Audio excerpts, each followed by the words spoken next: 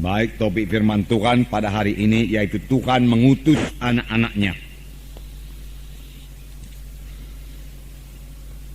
Tuhan mengutus anak-anaknya tertulis dalam Kisah Rasul pasal 13 ayat 1 sampai 12.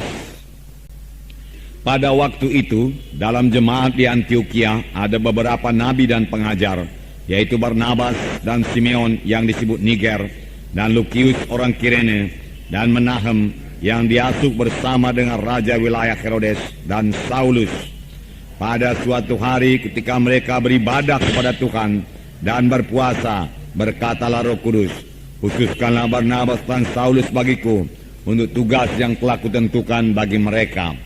Maka berpuasa dan berdoalah mereka, dan setelah meletakkan tangan ke atas kedua orang itu, mereka membiarkan keduanya pergi.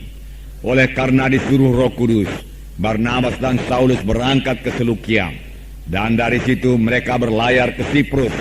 Setiba di Salamis, mereka memberitakan firman Allah dalam rumah-rumah ibadah orang Yahudi, dan Yohanes menyertai mereka sebagai pembantu mereka. Mereka mengelilingi seluruh pulau itu sampai ke Pafos. Di situ mereka bertemu dengan seorang Yahudi bernama Bar Yesus. Ia seorang tukang sihir dan nabi palsu. Ia adalah kawan gubernur pulau itu, Sergius Paulus, yang adalah orang cerdas. Gubernur itu memanggil Barnabas dan Saulus karena ia ingin mendengar firman Allah. Tetapi Elimas, demikian namanya dalam bahasa Yunani, tukang sihir itu menghalang-halangi mereka dan berusaha membelokkan gubernur itu dari imannya. Tetapi Saulus yang juga disebut Paulus yang terus dia dan berkata, "Hai anak iblis, engkau penuh dengan rupa-rupa tipu muslihat dan kejahatan. Engkau musuh segala kebenaran. Tidakkah engkau akan berhenti membelokkan jalan Tuhan yang lurus itu? Sekarang lihatlah, tangan Tuhan datang menimpa engkau, dan engkau akan menjadi buta beberapa hari lamanya. Engkau tidak dapat melihat matahari." Dan seketika itu juga orang itu merasa diliputi kabut dan gelap, dan sambil meraba-raba ia harus mencari orang untuk menuntun dia.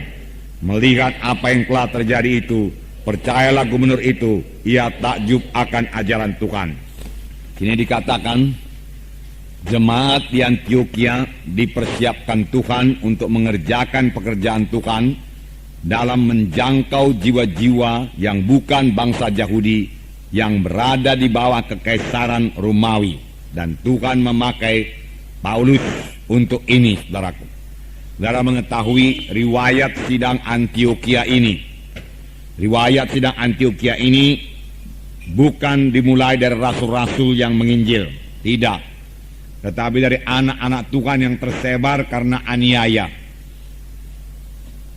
Dari anak-anak Tuhan yang tersebar ini, saudaraku, ada beberapa orang Siprus, orang Kirene, yang bicara kepada orang Yunani, yang bicara kepada orang Antioquia.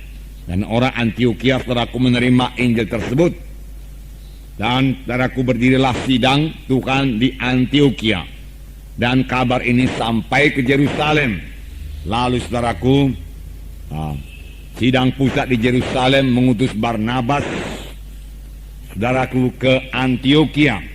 Sesampainya Barnabas di Antioquia, ia bersuka cita dan menasehati orang Antioquia supaya tetap mereka dalam Tuhan. Tetapi Barnabas, saudaraku, melihat pekerjaan yang begitu pesat di Antioquia, lalu dia mencari Saulus, dan berdua mereka mengajari anak-anak Tuhan di Antioquia. Hasilnya yaitu setelah setahun mereka mengajar sidang Tuhan di Antioquia, maka di Antioquia lah orang-orang yang percaya itu mulai disebut Kristen, orang Kristen. Tetapi Tuhan tidak berhenti bekerja, saudaraku. Tuhan mau sidang itu bertambah-tambah dewasa, dan Tuhan kemudian melengkapi sidang di Antioquia ini. Firman Tuhan berkata dalam buku Efesus pasal 4 ayat 11, Tuhan memberikan rasul-rasul, nabi-nabi, guru-guru, pengajar-pengajar, dan penginjil-penginjil. Dan Tuhan telah melengkapi sidang di Antioquia ini. Sini dikatakan, saudaraku, mereka telah memiliki, saudaraku, nabi dan pengajar, yaitu Barnabas dan Simeon yang disebut Niger, Lukius orang Kirene, dan Menahem yang diasuh bersama dengan raja wilayah Herodes dan Saulus. Pada waktu mereka beribadah kepada Tuhan dan berpuasa, berkatalah Roh Kudus, khususkanlah Barnabas dan Saulus bagiku untuk tugas yang telah kutentukan bagi mereka. Jadi saudaraku, sidang jemaat di Antioquia ini telah dilengkapi Tuhan dengan beberapa nabi dan pengajar, dan Roh Kudus memimpin jemaat itu. Alangkah indahnya satu sidang yang dipimpin oleh Roh Kudus. Saya yakin sungguh-sungguh sidang kita ini dipimpin oleh Roh Kudus. Maka Roh Kudus dicurahkan dengan limpahnya dalam sidang Tuhan ini, saudaraku. Itu sebabnya, saudaraku, banyak jiwa-jiwa diselamatkan tiap-tiap minggu, saudaraku. Kalau kita memiliki iman yang lebih besar lagi, tiap-tiap minggu kita bisa mengalami mujizat Tuhan. Karena Tuhan kita Tuhan yang ajaib. Dia suka bekerja, saudaraku, dengan pekerjaan yang ajaib adanya, saudaraku. Bukan pekerjaan yang biasa-biasa. Dia Tuhan yang maha besar, saudaraku. Dia Tuhan yang hidup. Tuhan hanya minta iman kita saja, saudaraku. Dan Tuhan akan mengerjakan. Nah, Roh Tuhan ada di sini. Bahkan firman Tuhan berkata, di mana ada Roh Tuhan, di situ ada kebebasan.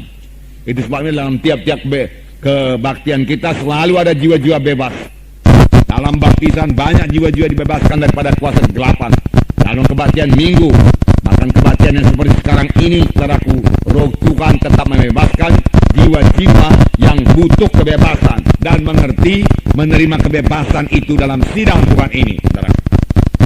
Nah, dalam lembaran saya bacakan ayat 2, pada suatu hari ketika mereka beribadah kepada Tuhan dan berpuasa, berkatalah Roh Kudus, khususkanlah Barnabas dan Saulus bagiku untuk tugas yang telah kutentukan bagi mereka. Di sini firman Tuhan dengan jelas berkata, berkatalah Roh Kudus.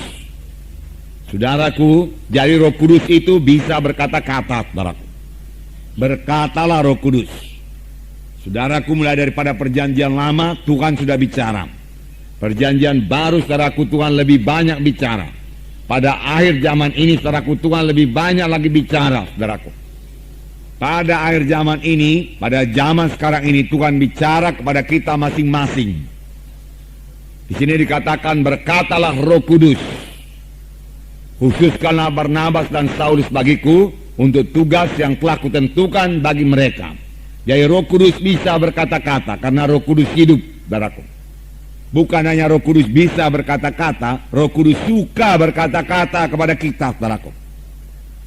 Apakah kita suka juga berkata-kata dengan Roh Kudus? Tentunya kita suka berkata-kata dengan Roh Kudus. Boleh jadi saudara bertanya bagaimana caranya. Sedikit akan kita lihat pada hari ini. Dan kita akan terus bertumbuh, saudaraku, dan mendengarkan suara Roh Kudus ini, saudaraku. Nah, saudaraku, kapankah Roh Kudus berkata-kata, saudaraku? Di sini dikatakan pada suatu hari ketika mereka beribadah kepada Tuhan dan berpuasa, berkatalah Roh Kudus. Ketika mereka beribadah kepada Tuhan, tidak dikatakan ketika mereka berdoa kepada Tuhan. Memang Roh Kudus bisa bicara juga pada waktu kita berdoa. Kalau kita memberikan dia kesempatan untuk bicara, saudaraku. Nah, tapi banyak anak-anak Tuhan berdoa, saudaraku, dengan cepat tanpa, saudaraku, memberikan kesempatan kepada Roh Kudus untuk bicara kepadanya, saudaraku. Kita perlu mendengar suara Roh Kudus.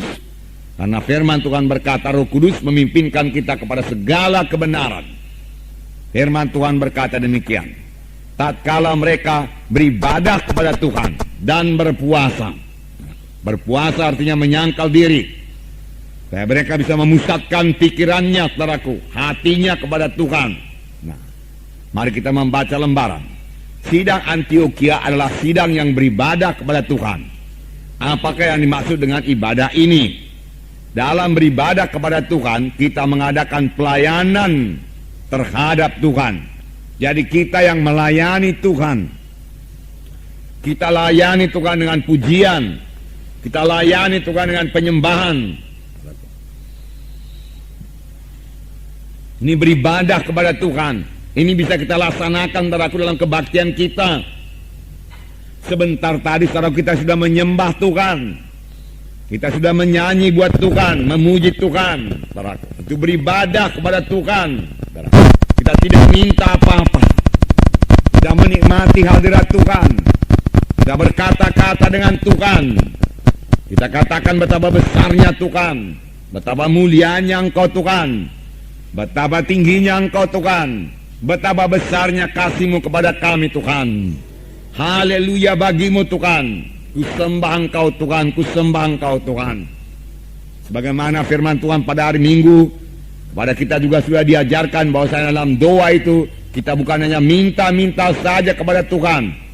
Kita perlu, saudaraku, bersyukur kepada Tuhan, memuji Tuhan, menyembah Tuhan, mengatakan kita mengasihi Dia, mencintai Dia, saudaraku.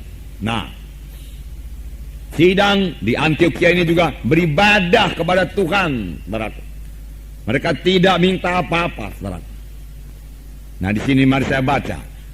Dalam beribadah kepada Tuhan, kita mengadakan pelayanan kepada Tuhan. Kita melayani Tuhan, saudaraku. Saudara, dalam Injil dikatakan mengenai seorang wanita, saudaraku, yang datang membawa minyak narwastu yang mahal, lalu menuangkannya kepada Yesus, saudaraku. Lalu, saudaraku, dia membasahi, saudaraku, kaki dengan air matanya dan, saudaraku, melap kaki Yesus tersebut, saudaraku. Saudaraku yang kekasih dalam nama Yesus ini melayani Tuhan, dia melayani Tuhan, saudaraku. Dia memberikan pelayanan kepada Tuhan. Nah, saudaraku, sebagai orang percaya kita juga harus melayani Tuhan, saudaraku. Kerap kali kita hanya minta Tuhan melayani kita. Berikan saya ini Tuhan, berikan saya itu Tuhan, tolong saya di sini Tuhan, tolong saya di sana Tuhan. Oh begini begitu persoalannya Tuhan. Oh Tuhan, nyatakan kuasa-Mu supaya saya bebas, supaya saya menang, supaya saya berhasil. Semua permohonan demi permohonan. Tidak salah, saudaraku. Tidak salah. Tetapi kita juga harus bertumbuh, bertambah-tambah dewasa dalam doa dan pelayanan kita kepada Tuhan. Saudaraku, tidak minta-minta saja, saudaraku.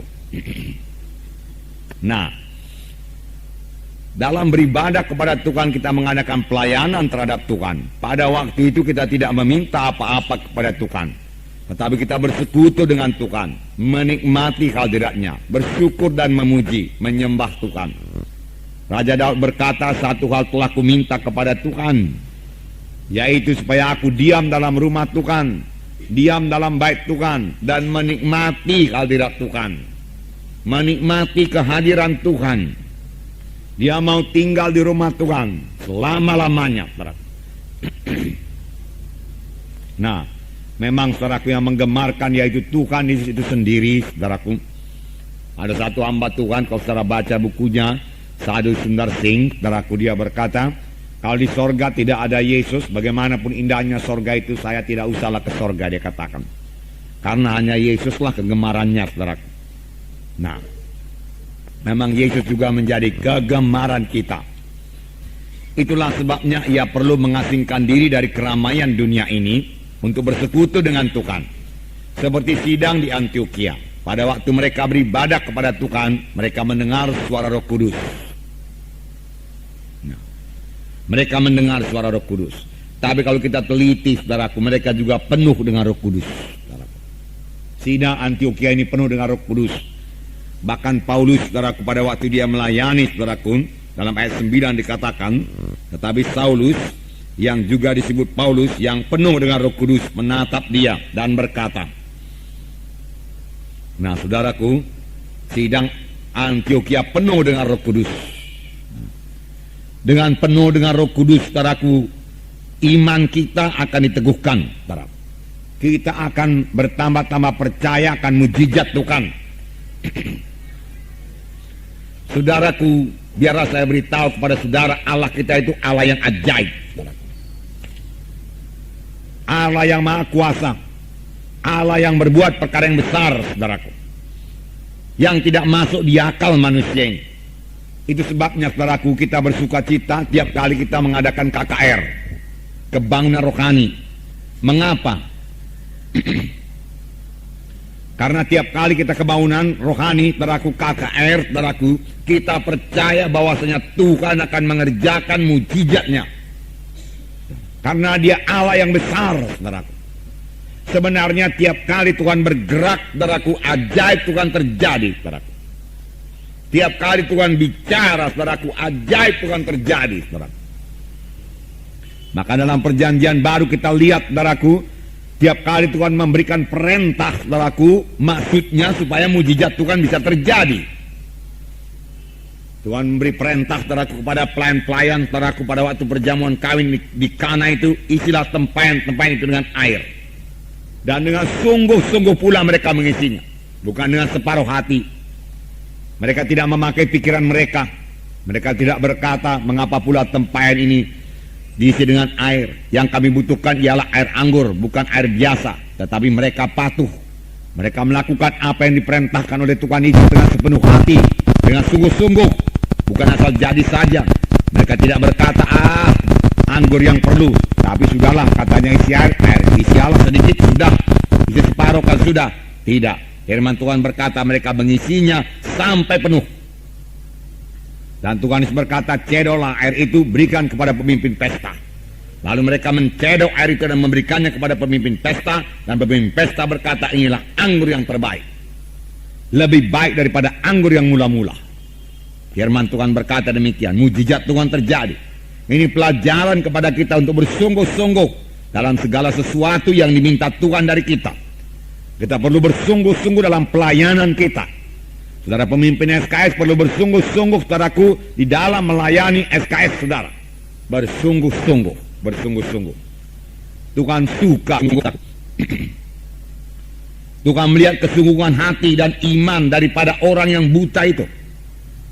Setelah Tuhan mengoleskan, saudaraku, tanah liat yang dibasahinya dengan ludahnya itu, dia menyuruh supaya membasuhnya di kolam Siloam yang berjarak, saudaraku, 5 km, saudaraku, dari tempat Yesus membuat tanah basah dengan ludahnya itu. Itu memerlukan usaha yang sungguh-sungguh, memerlukan iman yang sungguh-sungguh.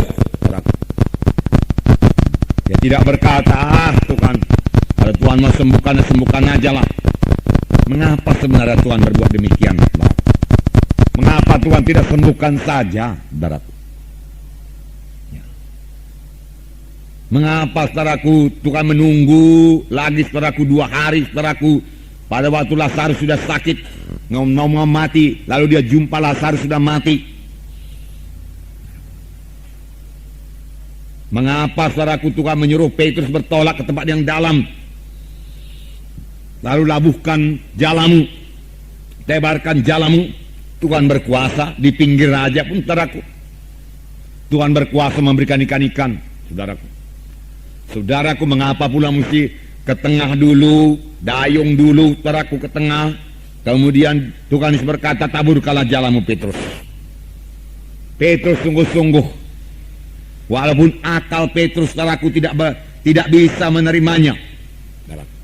Petrus berkata, Tuhan, kalau menurut akalku ini, Tuhan, tidak mungkin dapat ikan. Karena aku sudah dari kecil nelayan di danau ini, Tuhan. Ini bukanlah waktu yang tepat menangkap ikan. Kami biasa menangkap ikan pada waktu malam hari. Sepanjang malam pun tidak dapat apa-apa. Apalagi pagi hari, Tuhan. Tetapi karena Engkau berfirman, tetapi karena Engkau mengatakannya, walaupun tidak masuk di akalku, aku kerjakan dengan sungguh-sungguh. Karena Engkau, Tuhan, tidak pernah berkata dengan sia-sia. Ini dia, Tuhan, kutaburkan jalaku. Lalu dia taburkan jalanya dengan sungguh-sungguh. Jala itu penuh dengan ikan. Sehingga dia menggapai perahu-perahu lain supaya datang menolong. Saudaraku, mengapa Tuhan bekerja begitu, saudaraku? Mengapa tidak diberikan saja ikan? Nah, Petrus, aku maha kuasa, aku ajaib adanya. Penuh perahumu dengan ikan. Kenapa, saudaraku? Karena Tuhan, firman Tuhan berkata, tanpa iman mustahil. Kalau tidak punya iman, tidak mungkin berkenan kepada Allah. Saudara mau memperkenankan Tuhan, punyailah iman. Saudara mau Tuhan berkenan dalam pelayanan saudara, punyai iman. Punyai iman. Saya percaya waktu kita KKR di Siantar itu dan hujan turun, saudaraku, Tuhan berkenan pada waktu kita memiliki iman, waktu kita menyetop hujan itu dalam nama Yesus. Punya iman. Tuhan bekerja, saudaraku, dengan pekerjaan yang lebih ajaib yang bisa dipikirkan. oleh manusia. Kalau Tuhan hanya melakukan apa yang bisa kita analisa dengan pikiran kita, dia tidak begitu besar. Dia biasa-biasa sajanya itu. Kalau manusia pun bisa memikirkannya, lalu manusia pun berkata, bisanya itu. Itu namanya Tuhan yang biasa-biasa saja, saudaraku. Tetapi tidak. Tuhan kita Tuhan yang besar. Dia melakukan perkara yang besar. Apa yang mustahil kepada manusia tidak mustahil kepada Tuhan. Apa yang tidak mungkin kepada manusia mungkin kepada Tuhan. Dari itu kalau saudara menghadapi situasi yang tidak mungkin untuk diselesaikan secara manusia, jangan putus asa. Ada Tuhan yang berkuasa, saudaraku. Ada Tuhan yang berkuasa. Nah, saudara kekasih dalam nama Yesus, supaya kita bisa menyambut, saudaraku, suara Tuhan ini, kita perlu selalu penuh dengan Roh Kudus. Itu sebabnya Efesus 5:18 berkata, hendaklah kamu penuh dengan roh. Penuh dengan roh mengakibatkan, saudaraku, bernyanyi dengan sukacita, saudaraku, berkata-kata, saudaraku, dari firman Tuhan, mengucapkan firman Tuhan, mazmur, puji-pujian, ucapan syukur, saudaraku.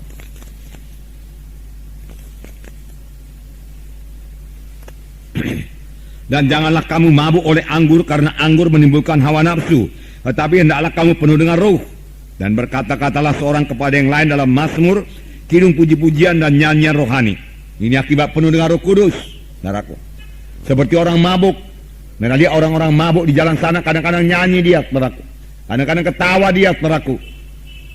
Demikian kita kalau mabuk dengan Roh Kudus, saudara, tidak biasa-biasa lagi. Keberanian kita pun tidak biasa-biasa. Kita lebih berani daripada biasanya. Apalagi untuk menggenapkan firman Tuhan. Amin, saudara-saudara. Roh Kudus membuat kita berani bertindak dalam nama Yesus. Untuk mengusirkan setan. Untuk mendoakan orang sakit, saudaraku. Untuk berdoa meletakkan tangan supaya mujizat terjadi.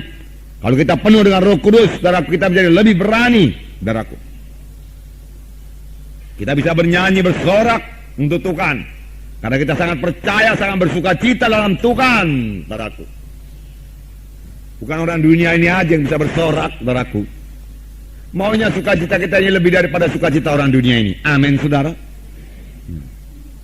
Nah, saudara tahu orang mabuk itu, saudaraku. Katanya orang mabuk itu, saudaraku. Makanya dia mau mabuk lagi. Ya, kita katakan terikat. Tetapi dia menikmati mabuknya itu, saudaraku.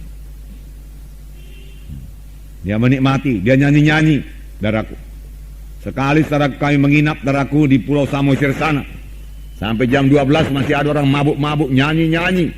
Dia menyanyi sekuat-kuatnya, dia ketawa sekuat-kuatnya, saudaraku. Beberapa orang di situ. Tidak bisa diberhentikan, sampai kawan-kawannya mencampakkannya ke dalam Danau Toba itu, saudaraku. Lalu gelegap sebentar, saudaraku, ya dikeluarkan lagi, saudaraku. Dia bersuka cita, saudaraku. Nah, oleh sebab itu amatlah menjadikan, saudaraku, kalau anak-anak Tuhan jadi murung, saudara, penuh dengan Roh Kudus membawa kepada sukacita. Haleluya, saudara. Lebihlah dari sukacita orang dunia ini, saudaraku. Jangan pula sama, saudaraku. Lebih, haleluya. Sebab sukacita kita sukacita yang dari Roh Tuhan, saudaraku. Lebih besar sukacita kita, saudaraku. Lagi pula kita percaya akan mujizat Tuhan. Percaya. Kita akan mengadakan KKR, saudaraku, ya. Dan kita akan membuka kota-kota baru buat Tuhan. Dengan apa, saudaraku? Dengan kuasa Tuhan. Dengan mujizat Tuhan, saudaraku. Saudara, dengan kuasa Tuhan dan mujizat Tuhan. Percayailah kuasa Tuhan, percayalah mujizat Tuhan. Seorang hamba Tuhan, saudaraku, berkata, pada akhir zaman ini akan terjadi pertentangan yang bertambah hebat antara gereja yang percaya akan mujizat Tuhan dan gereja yang tidak percaya akan mujizat Tuhan. Jadi gereja-gereja yang percaya akan mujizat Tuhan akan mengalami bertambah-tambah mujizat Tuhan, dan gereja-gereja yang tidak percaya akan mujizat Tuhan akan bertambah kering. Pada akhir zaman ini, bahkan sekarang sudah mulai, saudaraku. Dan gereja-gereja yang percaya akan mujizat Tuhan ini akan bertumbuh dengan cepat, luar biasa, karena waktu-waktu tinggal sedikit. Jiwa-jiwa butuh mujizat Tuhan. Tadi saudara baca, saudaraku, di sini Sergius Paulus, gubernur itu, dengan apa dia percaya? Dengan khotbah, saudaraku? Tidak. Khotbah saja tidak membuat dia percaya. Tetapi saudaraku, setelah dia melihat, saudaraku, mujizat Tuhan, dia menjadi percaya. Setelah terjadi satu mujizat, saudaraku, dalam pelayanan Petrus, di mana orang lumpuh berjalan, orang lumpuh yang telah 40 tahun berjalan, saudaraku, 5.000 orang bertobat, saudaraku. Kita akan kembali kepada pelayanan yang seperti ini, saudaraku. Karena Tuhan kita tidak berubah, saudaraku. Karena Tuhan itu tidak ada berkata nanti waktu akhir zaman mujizatku tinggal berkurang-kurang. Tidak. Bahkan Tuhan berkata pekerjaan-pekerjaan yang aku kerjakan akan kamu kerjakan. Bahkan pekerjaan lebih besar daripada ini akan kamu kerjakan. Haleluya, saudara. Kitalah yang mengerjakannya. Sidang Tuhan yang hidup inilah yang mengerjakannya.